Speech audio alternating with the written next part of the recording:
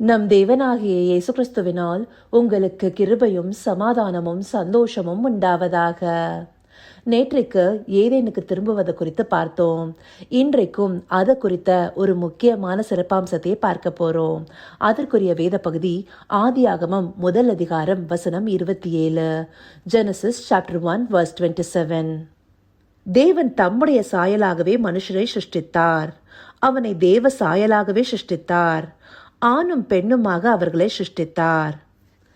இந்த வசனத்துல தேவன் தன்னுடைய சாயலாக மனுஷரை சிருஷ்டித்தார்னு போட்டிருக்கு.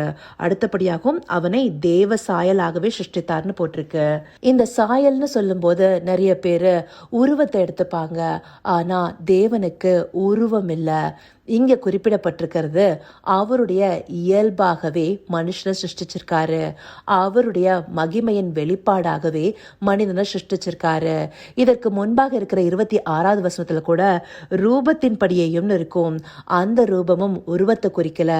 எதனாலனா ஆதியாகமம் 2வது அதிகாரத்துல தான் தேவன் மனுஷனுக்கு ஒரு உருவத்தை கொடுக்கிறாருங்கிறது நமக்கு 7வது வசனத்தின் மூலமா தெரியுது. தேவனாகிய கர்த்தர் மனுஷனை பூமியின் மண்ணினாலே உருவாக்கி ஜீவ சுவாசத்தை அவன் நாசியிலே ஊதினார். மனுஷன் ஜீவாத்துமாவானான். இந்த இடத்துலதான் மனுஷனுக்கு உருவம் கொடுக்கப்பட்டிருக்கு. அப்போ இதற்கு முன்பாக சாயலாகன்னு சொல்லப்படுவது தேவன் மனிதனை தன்னுடைய இயல்பாக தன்னுடைய குணாம்சத்தோட சிருஷ்டிச்சிருக்காரு. அதையே இந்த வசனம் குறிப்பிடுது. அது மாத்திரம் இல்ல, ஆணும் பெண்ணுமாக சிருஷ்டித்தார்னு போட்டிருக்கு. இங்க பெண்ணானவள் 2வது அதிகாரத்துல தான் ஆதாமுடைய விலா எலும்பிலிருந்து உருவாக்கப்படுறத பாக்குறோம். அப்போ இந்த இடத்துல சொல்லப்பட்டிருக்கிறது ஆண் பெண் இருவரையுமே தேவன் தன்னுடைய இயல்பாக தன்னுடைய குணாம்சத்தோடு சிருஷ்டிச்சிருக்காரு. அந்தபடியா சிருஷ்டிச்ச மனுஷனை தான் தேவன் உருவத்தை கொடுத்து ஏதேன் தோட்டத்துல வைக்கிறாரு. அப்படி தேவனுடைய சாயலை தரித்து கொண்ட மனிதனா ஆதாமும் ஏவாளும் ஏதேன் தோட்டத்துல இருந்திருக்காங்க. ஆனா அவங்க தேவ கட்டளைய மீறி கீழ்ப்படியாமைனால பாவத்துக்குள்ள விழுந்த மாத்திரத்துல தேவ மகிமைய இழந்து போறாங்க. தேவ சாயலை இழந்துடுறாங்க. அதனாலதான் அந்த தோட்டத்தை விட்டு வெளியே அனுப்பப்படுறாங்க. இந்தபடியா மனிதன் தேவ சாயலை இழந்து போறத நாம பல்வேறு வசனங்கள்லயும் பார்க்கிறோம். முக்கியமா ரோமர் 3வது அதிகாரம் 23வது வசனம் எடுத்துட்டோம்னா எல்லாரும் பாவம் செய்து தேவ மகிமையற்றவர்கள் ஆகின்னு சொல்லப்பட்டிருக்கோம். அப்போ பாவம் செய்யும் போதே மனுஷன் தேவ மகிமையற்றவனா தேவனுடைய சாயலை இழந்து போனவனாக காணப்படுகிறான். இங்க தேவ மகிமைன்னு தானே சொல்லப்பட்டிருக்குன்னு நம்ம நினைச்சோம்னா 2 கொரிந்தியர் 3வது அதிகாரம் 18வது வசனம் சொல்லுது, நாம் எல்லாரும் திறந்த முகமாய் கர்த்தருடைய மகிமையை கண்ணாடியிலே காண்கிறது போல கண்டு ஆவியாய் இருக்கிற கர்த்தரால் அந்த சாயலாகத்தானே மகிமையின் மேல் மகிமையடைந்து மறுரூபப்படுகிறோம். இந்த இடத்துல சாயல்ங்கிறது அந்த மகிமை திரும்ப பெறுவதன் மூலமாக சொல்லப்பட்டிருக்கு. அப்ப தேவ மகிமைய இழந்து போவதுங்கிறது தேவ சாயலை இழந்து போகிறத காண்பிக்குது. அந்த மகிமையை நாம திருப்பி பெற்றுக்கொள்ள நாம தேவனுடைய சாயலை தரித்து கொண்டிருக்கிறோம். அந்த சாயலை நாம தரித்து கொள்ளணுங்கிறதுக்காகவே ஆண்டவராகிய இயேசு கிறிஸ்துவ நமக்கு கொடுத்திருக்காரு. ரோமர் 8வது அதிகாரம் 29வது வசனம் சொல்லுது, தம்முடைய குமாரன் அநேக சகோதரருக்குள்ளே முதற் பேரானவராய் இருக்கும் பொருட்டு தேவன் எவர்களை முன்னறிந்தாரோ அவர்களை தமது குமாரனுடைய சாயலுக்கு ஒப்பாயிருப்பதற்கு முன்குறித்தார். இந்த இடத்துல மறுபடியுமாய் அந்த சாயல் சொல்லப்படுது இல்லையா? சாயல்ங்கிறது என்ன? ஆண்டவராகிய இயேசு கிறிஸ்து எந்தபடியான உருவத்தில் இருந்தாரோ அந்தபடியா நாம மாறுகிறதா? இல்ல, அவருடைய சிந்தையை தரித்து கொள்கிறவர்களாக அவருடைய சுபாவத்தின்படி நடக்கிறவர்களாக நாம மாறுவதுதான் அவருடைய சாயலை தரித்து கொள்வது. இந்த இடத்துல குமாரனுடைய சாயலுக்கு ஒப்பா இருக்கிறதுக்கு நம்மை முன்குறித்திருக்கிறார்னு சொல்லி போட்டிருக்கு.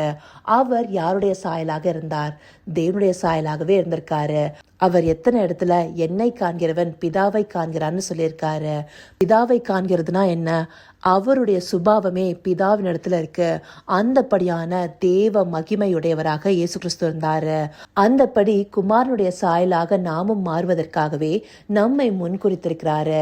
முன்குறித்த தேவன் நம்முடைய விசுவாசத்தினால நாம பெற்றுக்கொண்ட பரிசுத்த ஆவியானவர் துணை கொண்டு ஜீவனுள்ள தேவ வார்த்தைகளை நம்ம அனுதினமும் தியானிக்கிறது மூலமாக நம்மை மகிமையின் மேல் மகிமை அடைய பண்ணி அந்த சாயலாக மாற்றுபவரா இருக்காரு. அதன் மூலமாக நாம தேவ சாயலை பெற்று மீண்டும் ஏதேனுக்கு திரும்பும் வண்ணமாக மாறுவோம். இந்தபடியா தேவ சாயலை இழந்து போய் ஏதேன் தோட்டத்துக்கு வெளியே அனுப்பப்பட்ட மனிதன் தான் ஆதாம். அவன் மண்ணினால உருவாக்கப்பட்டவனா இருக்கான். 1 கொரிந்தியர் 15:49 சொல்லுது, மேலும் மண்ணானுடைய சாயலை நாம் அணிந்திருக்கிறது போல வானுடைய சாயலையும் அணிந்து கொள்வோம்.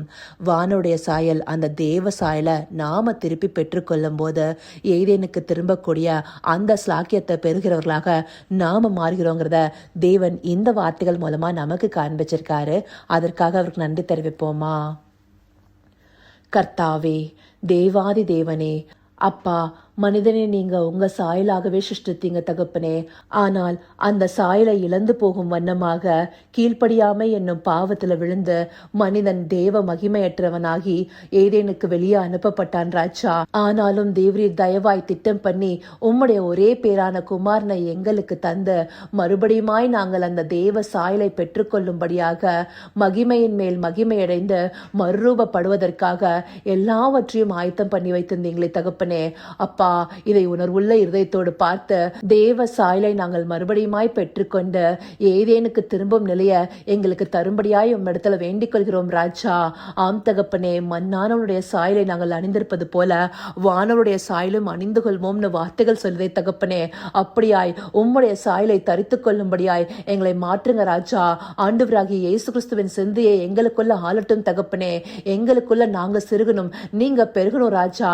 அந்தபடியாய் உம்முடைய சாயலாய் மாறி ஏதேனுக்கு திரும்புகிற ஸ்லாக்கியத்தை தருகிற தயவிற்காய் நன்றி. சகலவித துதி மகிமை கனம் யாவும் ஒருவருக்கே செலுத்துகிறோம். இயேசு கிறிஸ்துவின் மூலமாய் வேண்டிக் கொள்கிறேன் பிதாவே. ஆமேன், ஆமேன்.